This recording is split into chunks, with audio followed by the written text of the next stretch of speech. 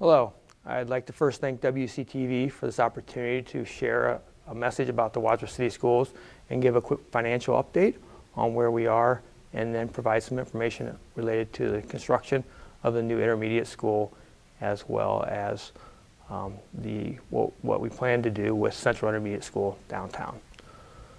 So starting off, just want to kind of give an update on where we are financially, some of our challenges that we're facing related to our enrollment, as well as the state biennial budget, and then again leading into the intermediate school. So the first thing we want to talk about, just looking at our overall budget for the current school year that we're in. As you can see there, our projected revenue in the general fund is a little bit over $61 million, and we are projected to spend about $63 million. So we are in the second year of what we call deficit spending, so we're spending a little bit more than what we plan to bring in, and that's to be expected. So the community passed a levy in 2021, and we collect from that levy every year, but that revenue source is relatively flat. So in school finance, the way it typically works is when you pass a levy, you save a little bit of money the first few years, and again, that revenue stays relatively flat, doesn't grow over time, and then you start spending down those reserves. So we are on the back end of that levy cycle and are projected to deficit spend this year. But you can see we have a healthy carryover balance. But as we'll demonstrate in the next few slides as we go through this presentation, that deficit will be spent down, and we're doing some things there to help correct that moving forward. One of the challenges that we have right now, as you can see, is our enrollment has been declining. So here in Wadsworth City Schools, we were close to 4,800 students a few years ago, and we're down to about 4,100 students right now. Declining enrollment presents some challenges for us. A lot of our state aid, and we'll talk about state aid here in a little bit with the biennial budget, is tied to the number of students that we have in the district. And it also drives a lot of our decisions as far as what we make related to staffing. The issue is when you lose students just in one particular year, it's hard to make reductions. So if we lose 100 students in one year, we don't necessarily have the opportunity to reduce staffing because we don't lose 100 students in, let's just say, second grade, where we can reduce staffing. We lose 10 students in second grade, 15 students in third grade, and so on. So it makes it hard to reduce staffing and reduce costs associated with that. But when you have enrollment decline year over year, which we've seen, it starts to present opportunities to reduce staff, and that's what we've done. So last year we reduced staff. Next year we plan to reduce staff as well. And you can see there on that slide what we've done this year and what we plan to do the next few years. So last year we reduced 4 teachers, K through 8, but we also added 4 teachers related to the Grizzly Academy, and we'll talk about the Grizzly Academy here in a second. Moving forward next year, right now we're planning to reduce somewhere around 9 teachers, but again, the Grizzly Academy is going to grow from a K-5 program to a K-12 program, so we're going to have to add some staff there. So our net staff decrease will be -3, and then we have plans moving forward, if our enrollment continues to decline, to reduce additional staff in future years. If we could go back one slide real quick, I just want to speak to that enrollment issue as well. So you can see here on this slide that our enrollment is declining, but it's not just a Wadsworth thing. Throughout the state of Ohio, enrollment, the number of students that we're educating is declining. The areas shaded in green are school districts that have increasing enrollment. As you can see, the majority of the slide there, the state of Ohio is not shaded in those green colors. It's in the pinks and the oranges. So we, like many districts throughout the state of Ohio, are seeing declining enrollment, and it is impacting how we deliver instruction as well as our revenue. So going back to the Grizzly Academy is one of the reasons that we have added staff for the first few years. And for those that are not aware, the Grizzly Academy was started 2 years ago. We're in the second year of it. It was a K-4 program the first year, K-5 this year, and it's going K-12 next year. We wanted to gradually build that program over time to make sure that we had the resources and the people to do that correctly. The Grizzly Academy is located in the Charles R. Parsons Administration Building. This year they're sharing the space with the administrative team. Next year the administration is going to move to the high school, to the current Wadsworth High School, and the Grizzly Academy is going to take over that full building as it becomes a K-12 program. the Grizzly Academy takes care of students with special needs that we were sending to different programs. So there's other schools that we would send students to, such as Rise Academy or Leap Academy, and we paid tuition for those students to attend that school. And as that population grew, we determined that we thought we could do as better or a better job of educating those kids in Wadsworth as Grizzlies, as well as save money. And you can see there, this past year, that program is saving us money. There's a lot of fixed costs associated with that program. So as we expand it to a K-12 program next year, we project to realize even greater savings. So even though we're going to need to add 6 professional staff members next year for that program, we do project that program to continue to save us money versus the alternative of going out and sending those students to other schools and paying the tuition costs associated with the Grizzly Academy. Moving on to another one of our challenges, and I spoke to this a little bit ago at the beginning of the presentation. Our property taxes are relatively flat revenue sources, and they're about 45% of our total revenue. The other major portion of our revenue is state aid, which we'll get into in a second. But you can see here during 21 and 22 and 23, when we passed that last levy, we had some growth associated with our property taxes. Since then, our revenue stream related to property taxes has been relatively flat, and that's primarily because of House Bill 920. House Bill 920 basically, in a nutshell, says when you pass a levy, when you have a voted levy, that levy, as property values increase, the effective millage rate is rolled back and decreased. So if property values go up, the effective millage rate is decreased, so the taxpayer pays the same amount as they would when that levy was originally passed. So because of that, our property taxes are relatively flat, and one of the reasons that we are, as I mentioned earlier, deficit spending this current school year and projected into the future.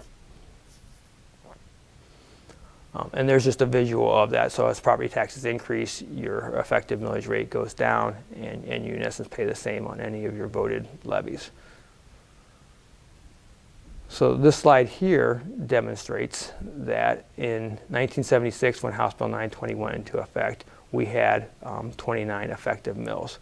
You can see all of those levies that have been passed since then have been passed, and then the effective millage has rolled back as property values increased to the point that we are collecting 28.4 mills right now. So our tax rate, and now granted property values are higher than they were in 1976, obviously, but our tax rate that we are billing, even with all those levies, is less than it was in 1976 when House Bill 920 went into effect. So another item that's impacting schools is House Bill the 20 mil floor associated with House Bill 920. So as property values increase and that effective millage rate is rolled back, there's this thing called the 20 mil floor, where school districts can't collect less than 20 mils.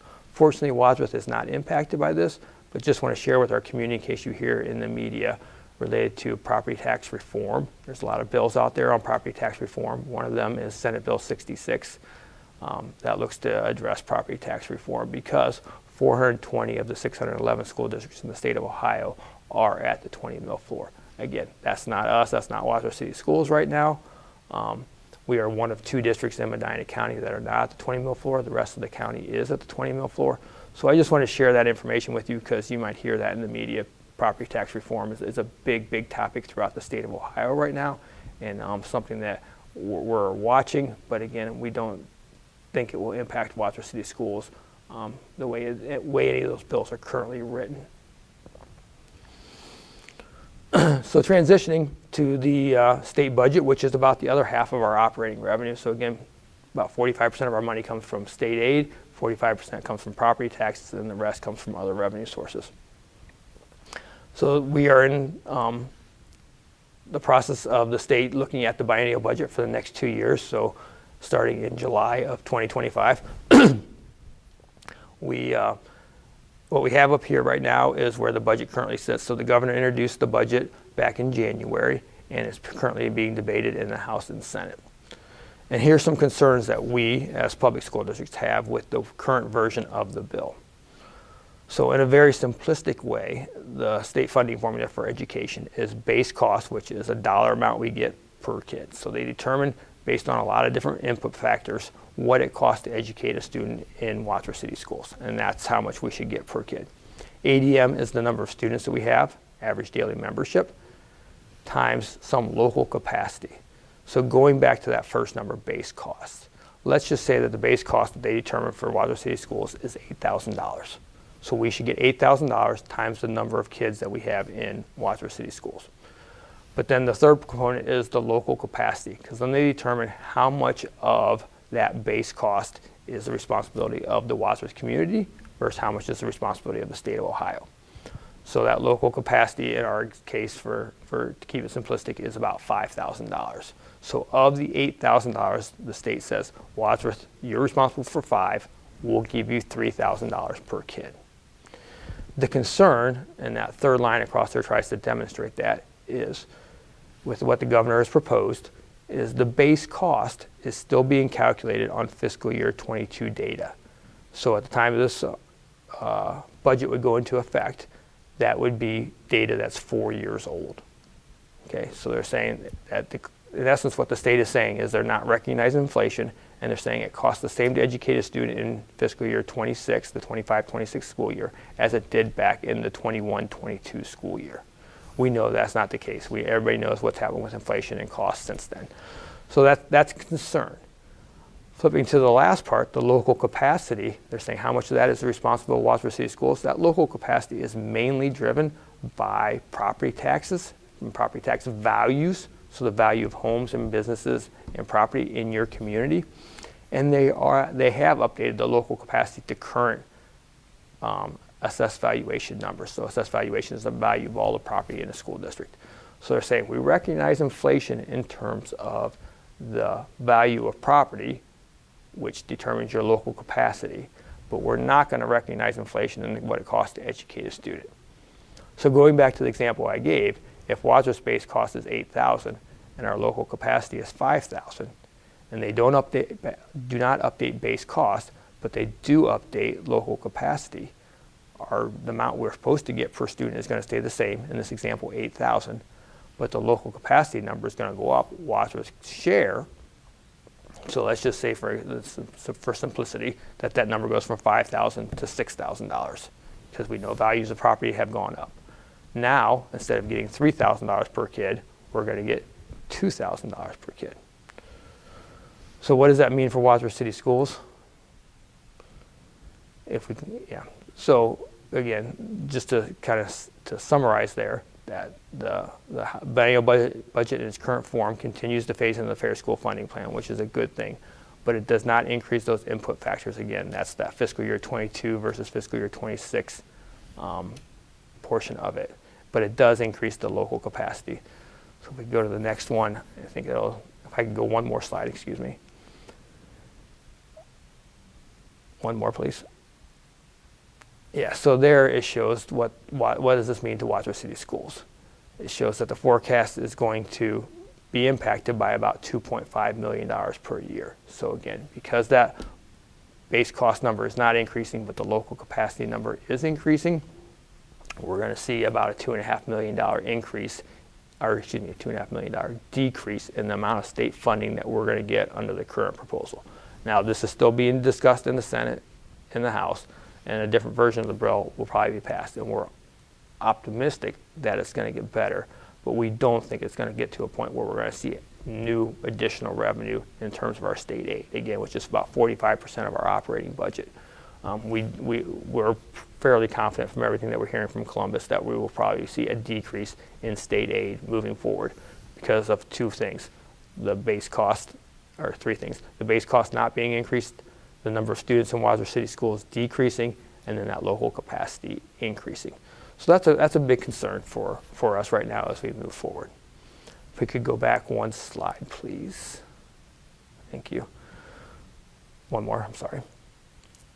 So what this here demonstrates, again, with those certain input factors, is if the state doesn't increase both base cost and local capacity, it becomes imbalanced. The formula isn't working, and as you can see from that teeter-totter effect, the formula becomes imbalanced.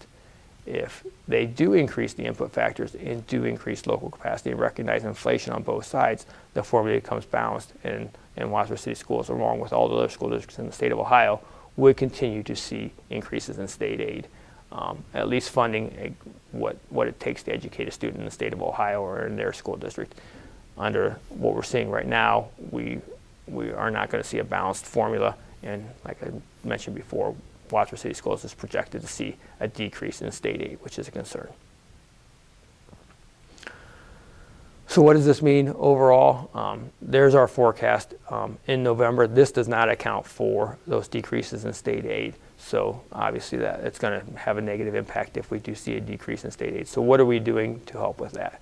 I mentioned those class sizes, or the staffing that we're going to make reductions to, hopefully not impacting class sizes too much, because again, we are experiencing decreases in enrollment along with that. So as we decrease the number of students, we need to decrease our staffing because it takes less people to educate the same amount of students.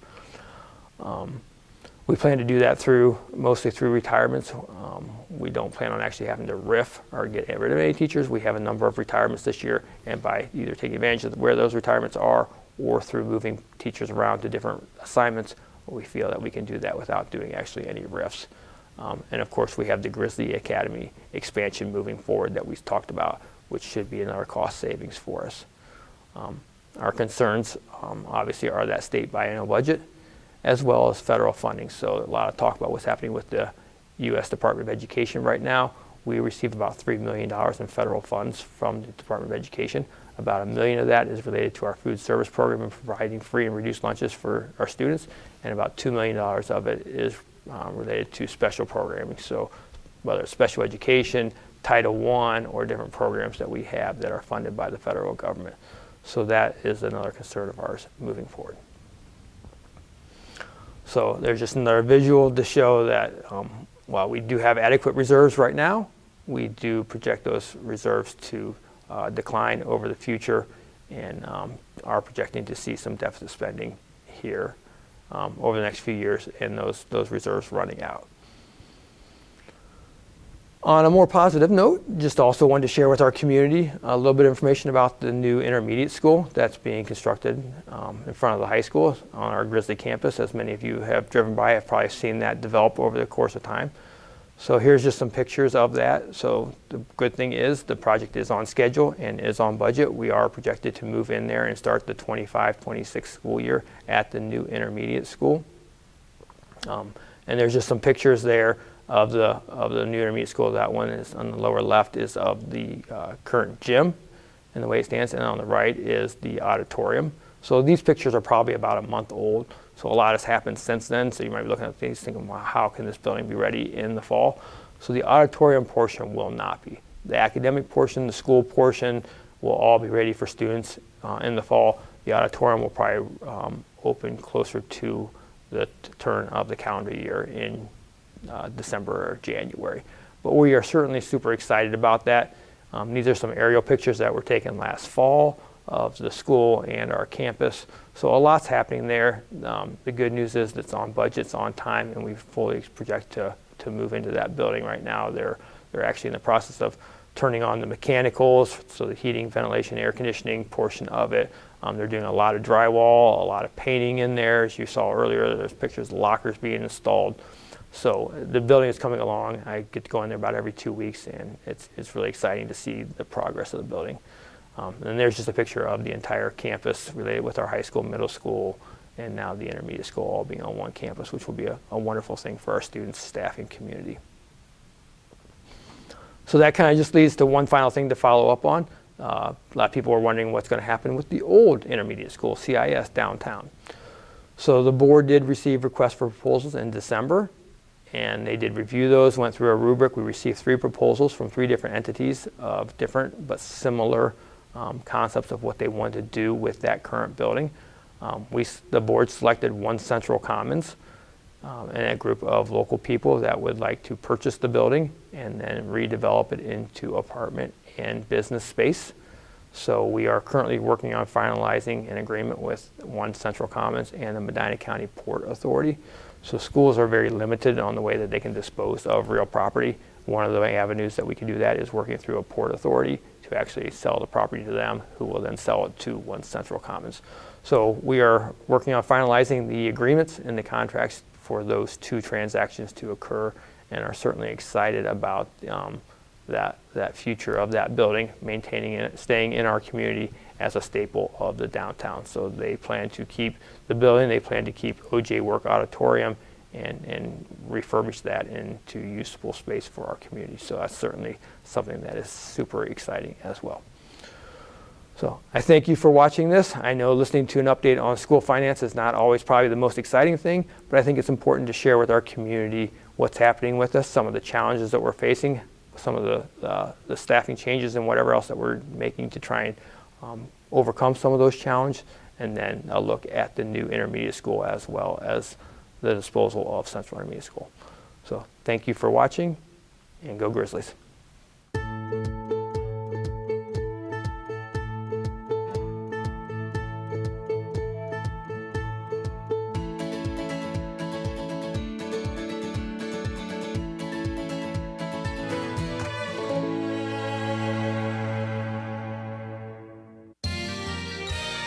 You are watching WCTV, Wadsworth Community Television.